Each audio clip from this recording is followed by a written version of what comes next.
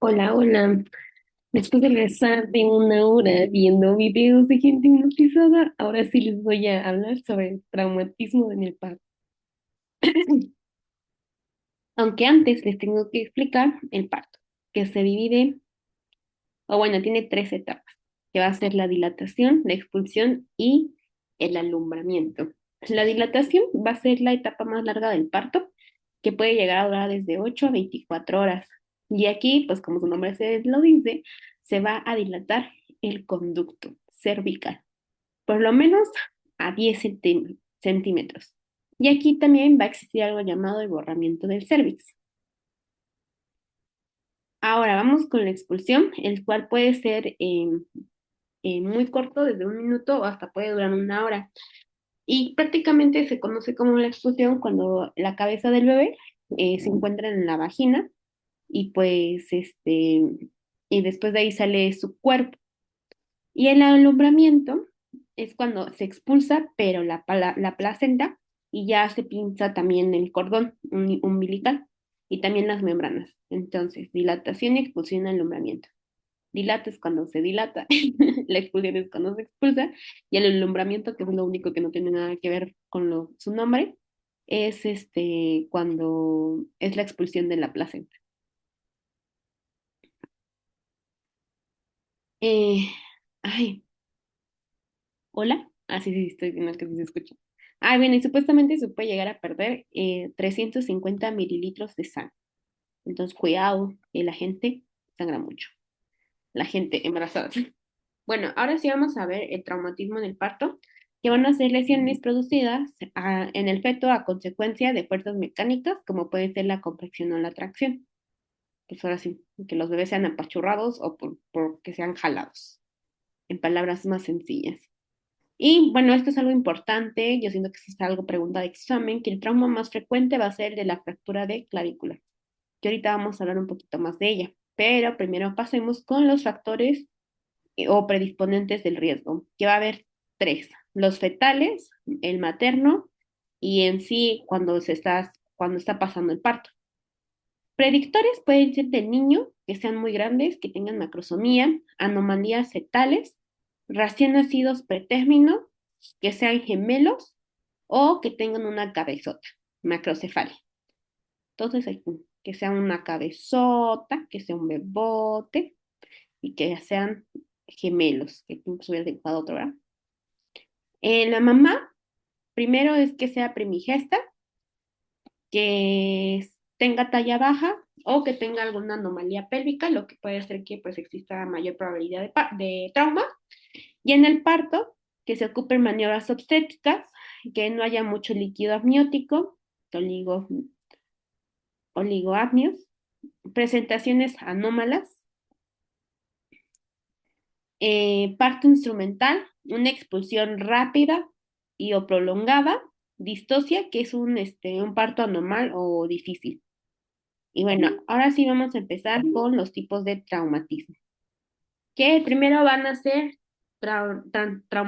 trastornos, le puse aquí. Pero bueno, trastornos. Ah, no manches, se me cortó. Ojalá y sí se haya escuchado todo lo que ella ha dicho. Ay, creo que se quitó la pantalla, ¿verdad? A ver, valiendo chorizo desde esta nochecita. A ver.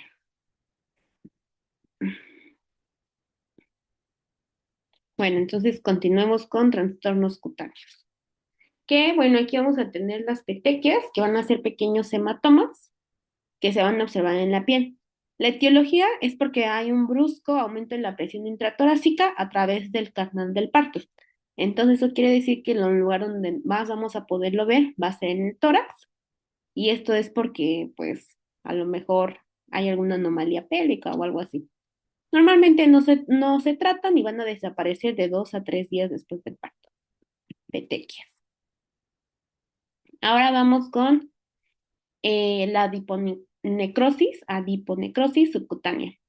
¿Qué es lo que se caracteriza? Esto sí es muy importante, que es una lesión indurada, es decir, es una lesión bastante dura, con o sin cambios en la coloración. Por ejemplo, aquí dice, puse una imagen donde sí se ve cambios en la coloración. Su etiología es isquemia, por eso algunas veces que pues se puede llegar a ver moradito por una compresión prolongada. Y los lugares más comunes para ver la adiponecrosis va a ser en el tórax y en el dorso. Y casi siempre se llegan a ver del sexto al décimo día de vida.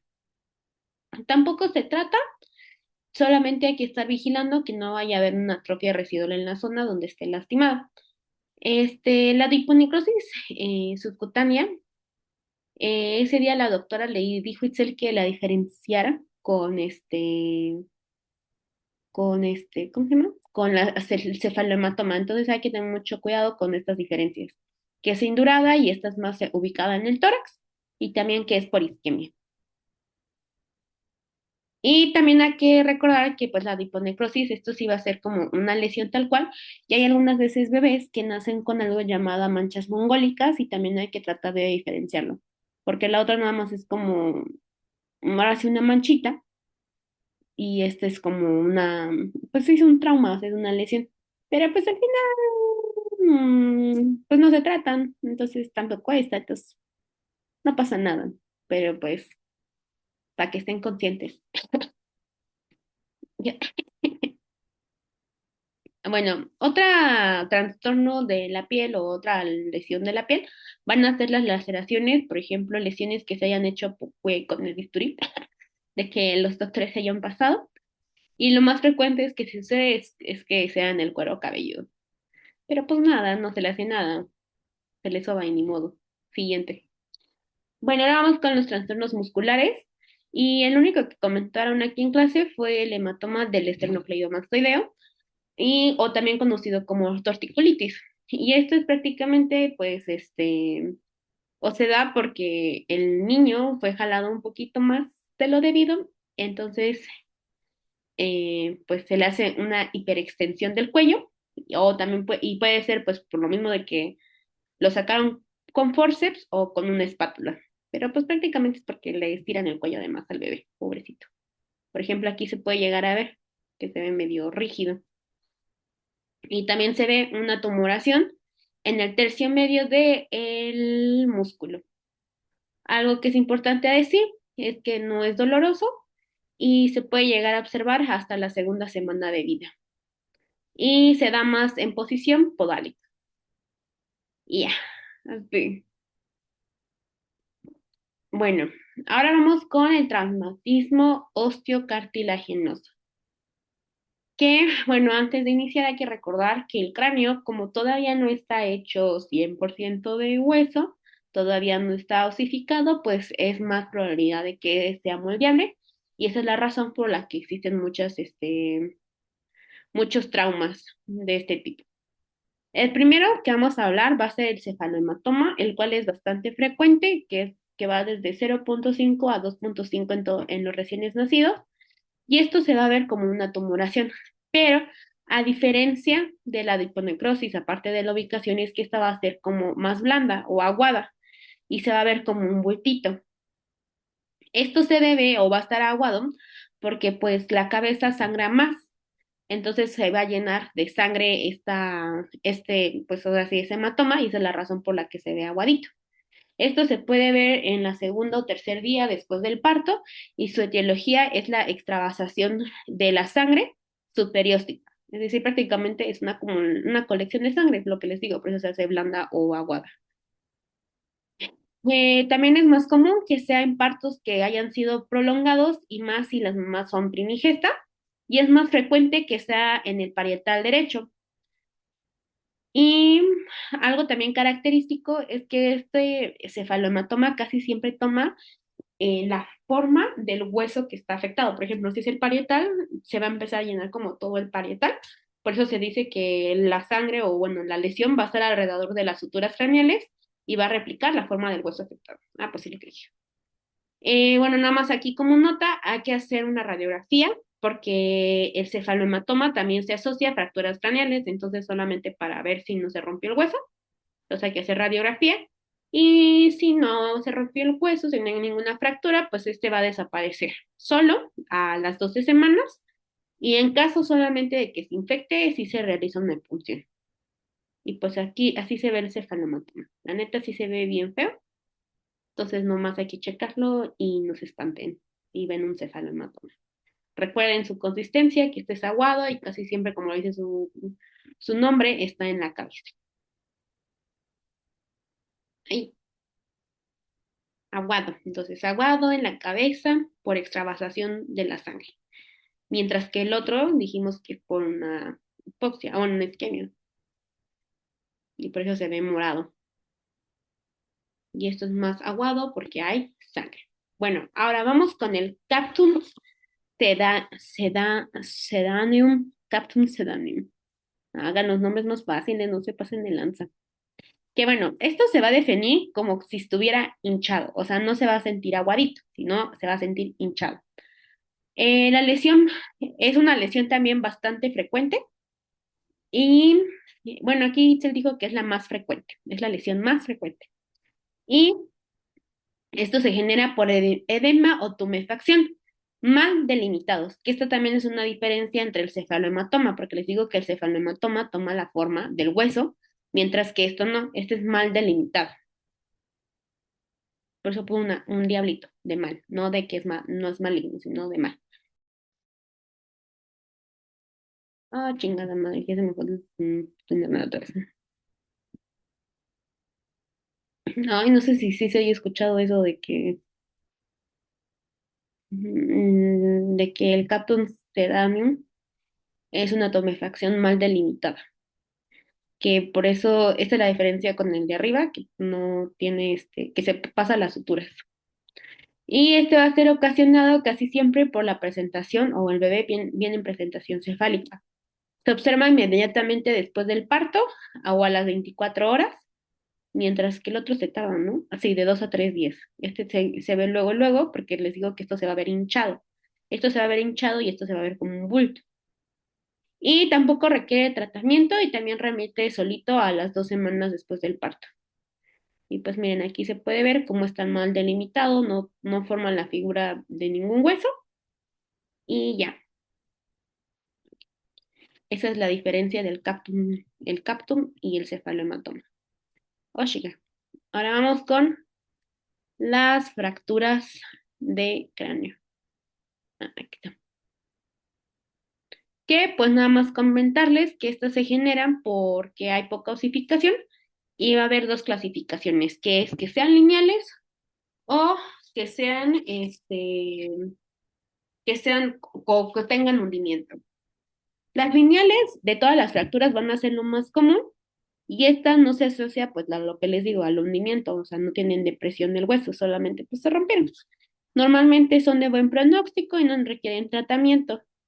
Aquí dice que va a haber una curación espontánea a las 8 semanas después del parto y solamente hay que verificar con la radiografía si hay una remisión completa. Entonces, fracturas lineales muy frecuentes, la más frecuente de las dos tipos, de buen pronóstico y se cura solo. La mayoría se cura solo, ¿eh? Ventajas de que sean niños. Y bueno, las fracturas con hundimiento, estas sí se asocian a, por ejemplo, a que usen forceps y a la desproporción pelvifetal, o sea, que tengan la cabezota más grande. Y estas sí hay que tenerles un poco más de cuidado porque como sí hay una deformación del hueso en sí, pueden generar déficit neurológico. Pueden también tener síntomas de un hematoma subdural con hipertensión endocraniana. O sea, van a ser niños que a lo mejor pueden estar vomitando, no se sientan mal, irritables, que no coman, todo eso. Esto sí hay que preocuparnos si vemos un tipo de fractura. ¿Por qué? Y además este sí se trata. Este sí hay, sí se le hace cirugía si hay alguna complicación. Va a depender mucho del hundimiento, de cuánto se haya hundido y si tienen algún acompañante como sangre. Bueno, ahora vamos a hablar de la fractura más común, que va a ser de clavícula, o el trauma más común, que va a ser la fractura de clavícula. y se asocia o se ve en el de 1,8 al 2% de los recién nacidos. La etiología es la dificultad del paso a través, bueno, del paso del diámetro a diacromal, o sea, dificultad del paso.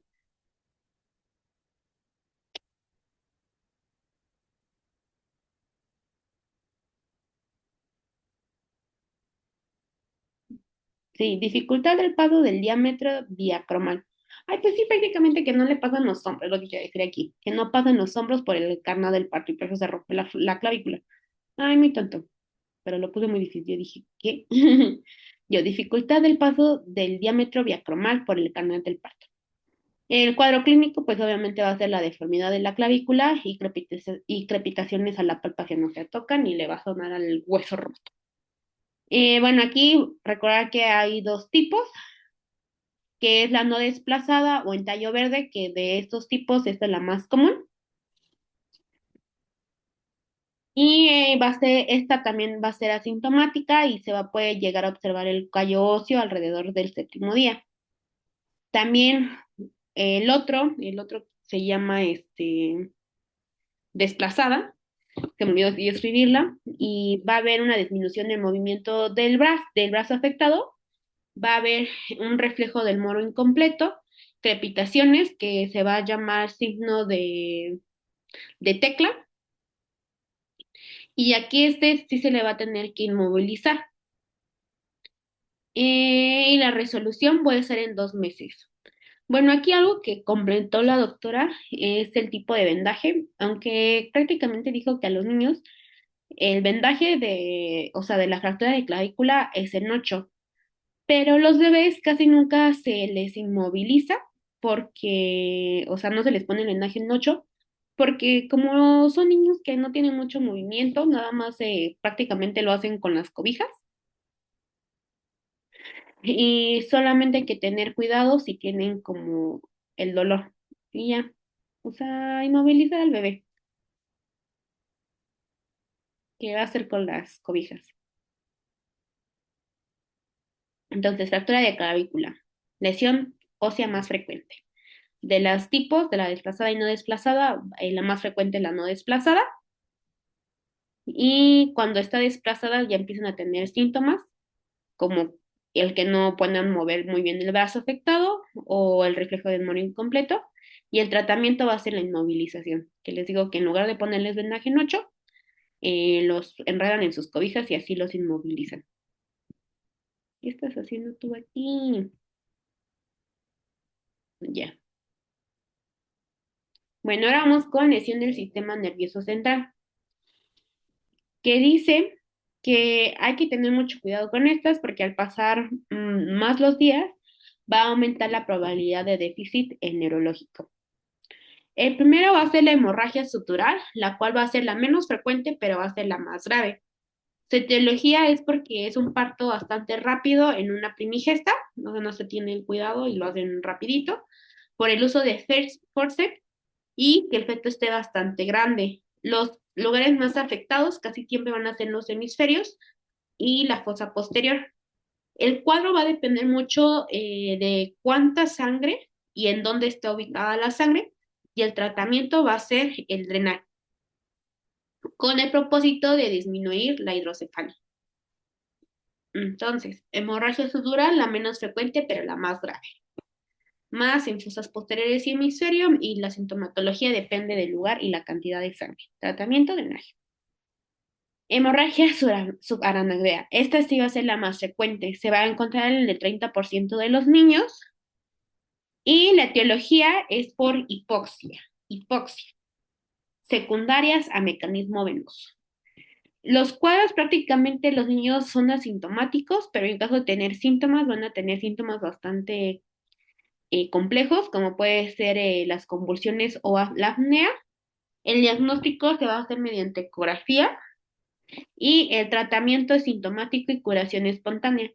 Hay que recordar que, ¿por qué en ecografía? Porque los huesos todavía no se ven muy bien, entonces los otros métodos, o bueno, por lo menos ¿cómo se llama? La radiografía no se va a poder ver bien el hueso, pero en la ecografía sí se ve. eh, pues todo. Pues. El tratamiento es sintomático, depende que tenga, y la curación es espontánea. Bueno, tenemos la hemorragia periventricular, que esta es típica del prematuro. La etiología también se debe a hipoxia, y este es el cuadro, es también bastante grave, con una mortalidad de hasta 80%. Después tenemos las hemorragias cerebelosa, que esta es menos frecuente,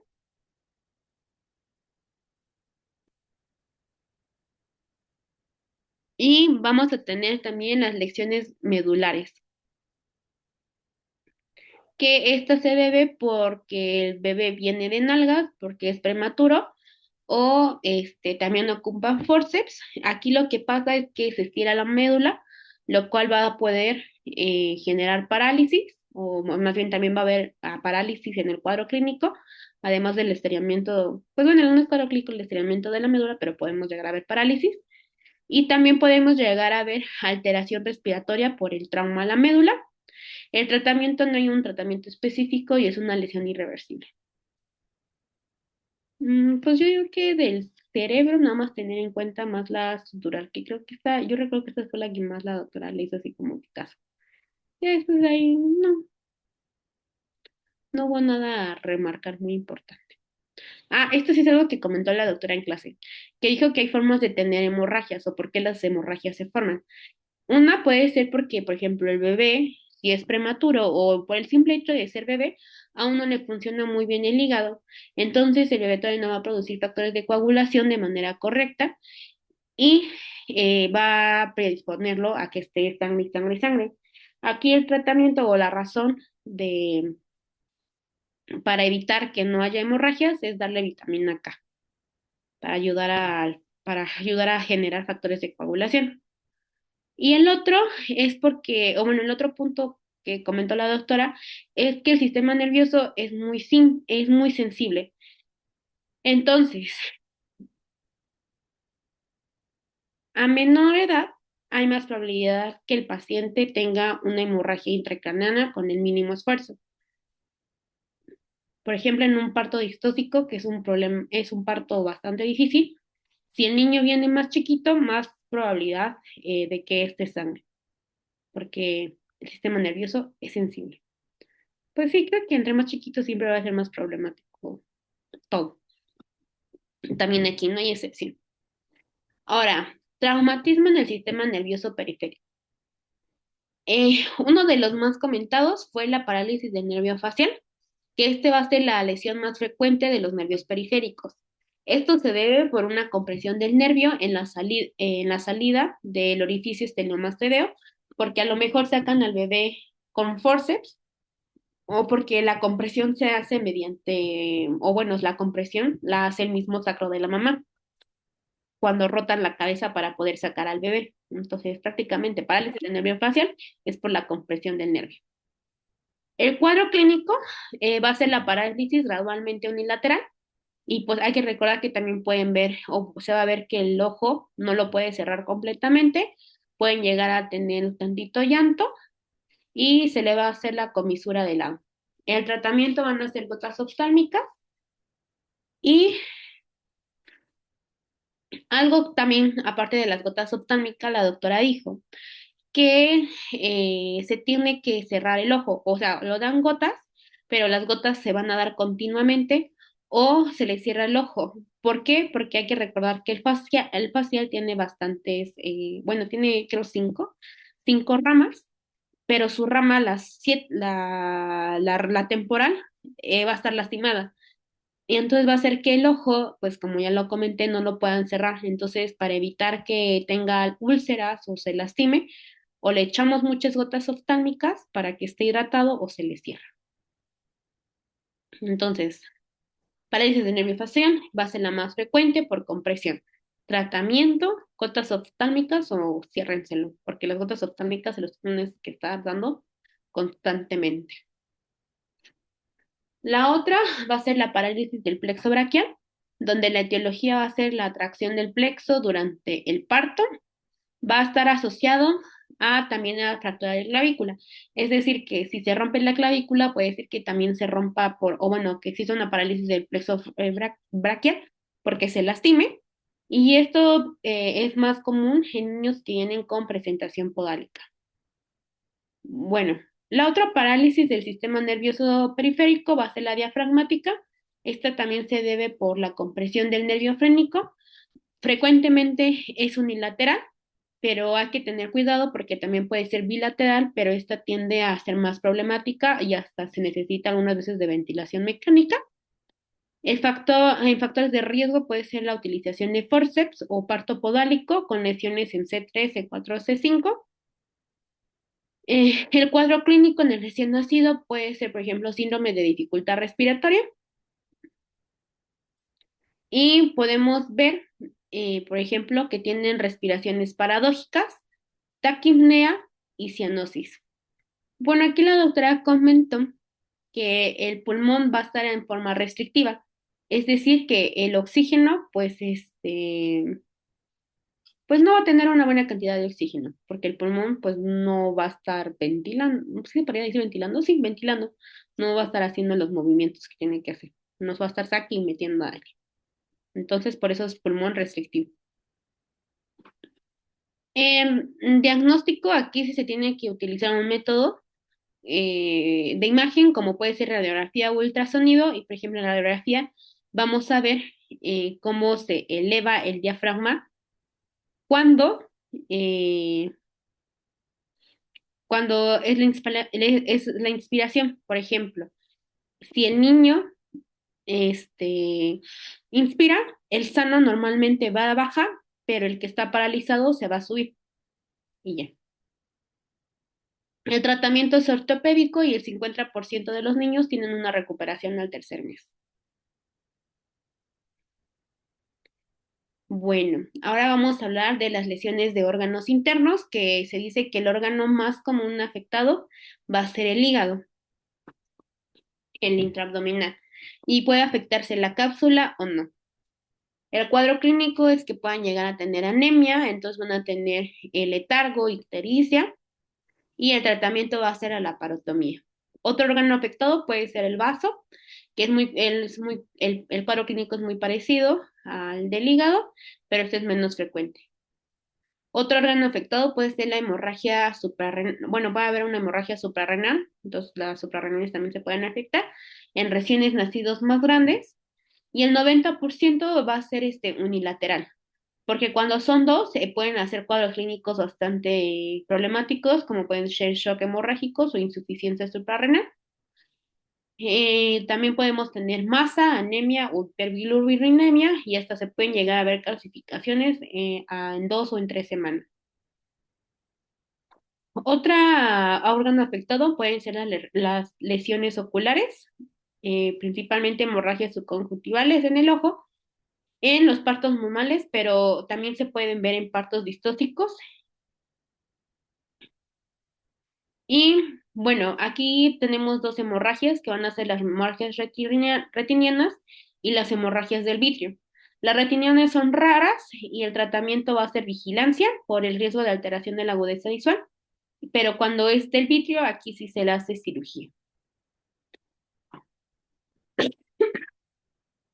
Y aquí solamente decirles que la doctora comentó que normalmente se dice que las hemorragias de los órganos internos, los que más se tienden a lastimar son las vísceras macizas. Pero qué bueno, hasta ella dijo que, de hecho, ella nunca ha visto un trauma de vísceras macizas, pero es más frecuente en niños o cuando hay trauma obstétrico y pocos necesitan cirugía quirúrgica. Nada más hay que estar observando en los factores de coagulación o las plaquetas, si sospechamos de alguna lesión de los órganos. Entonces, creo que aquí lo importante es que los órganos más afectados son las vísceras macizas. Y ya.